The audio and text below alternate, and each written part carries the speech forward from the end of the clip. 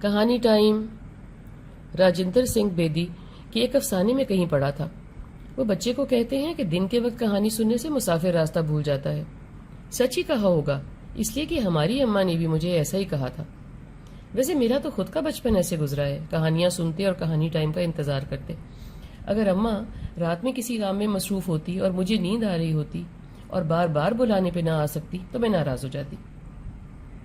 ویسے بھی ڈیڈی ہمیشہ سے کہتے ہیں اس کی ناراضی ناک پہ بیٹھی ہوتی ہے اترنے کے انتظار میں، اتری کہ اتری. اماں مجھے بہلا دیتی کہ سو جاؤ، اسکول سے آتے ہی سناؤں گی. نیند تو آ ہی جاتی ہے، وہ بھی اسکول کے تھکے اور کھیل کود کے ہارے بچے کو. ہم بھی اس بہلاوے میں آ جاتے. اماں اور نیند دو سے مقابلہ کرتے ہوئے سو جاتے. صبح تو جلدی اٹھو، دیر ہو جائے گی، رات کیا کرتے رہتے ہیں پتہ نہیں، کتنی مرتبہ ہوں ایک ایک کے کمرے میں، وغیرہ وغیرہ. ان آوازوں سے آنکھ تو کھلتی، دماغ آہستہ آہستہ ہی جاگتا. جلدی میں نہانا، لمبے بالوں کی چوٹی، ناشتہ نہ کرنے کی روز کی بحث، اور صحت خراب ہو جائے گی لیکچر. دماغ میں ٹیچرز کا ڈر، امتحانوں کے اور کبھی ٹیسٹ کے لیے فکریں سانس ہی نہیں لینے دیتی تھی. اور چل سو چل، کب 7 بجے کب 2 بج جاتے یہ تو بتانے والا ہی جانتا ہے، جیسے کہ میں. اللہ اللہ کر کے مشقت مرا گھر آتا اور پھر کپڑے بدل لو، نہا لو، تازہ دم ہو کے کھانا کھاؤ، نماز پڑھ لو، اللہ آسانیاں دے گا، کھانا لگا ہے ٹھنڈا ہو جائے گا. یہ تھی اسکول سے آ کے اگلے کوئی گھنٹے بھر کی رویداد. مجھے تو بس اسکول سے نکلتے ہی یاد رہتا تھا کہ کہانی ہوئی کہ ہوئی. ایسا ہی چسکا تھا کہانی سننے کا. اصل بات یہ تھی جو آج کا نوجوان نہیں جان سکتا، مانے گا بھی نہیں، اور کوئی محظوظ ہونے کا ذریعہ بھی نہیں تھا. نہ ٹی وی، نہ موبائل، نہ کمپیوٹر، نہ گیم بوائے، کچھ بھی نہیں کہ اس قدر آنکھ نچھاور کرتی گرمی میں اندر ڈکے جانے والے بچوں کے لیے کہانی بھی نہ سنے تو دم نہ گھٹ جائے. خیر اسکول سے آ کے جب سب کام ہو جاتے تو اماں کو ڈھونڈو. اماں کبھی ادھر مصروف، کبھی ادھر غائب. ایک دن میں نے فیصلہ کر ہی لیا کہ کب تک ایسے چلے گا کہ اماں آگے آگے اور میں پیچھے پیچھے. میں ہار ماننے والوں میں سے تو ہوں نہیں.